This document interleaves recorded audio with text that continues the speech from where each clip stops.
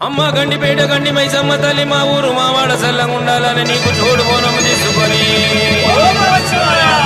మా పిల్ల చెల్లెల్ని వెంట తీసుకొని నీకు వెంట చూడాలని వచ్చాము. మమ్మల్ని సల్లంగా చూడు మైసమ్మ తల్లి.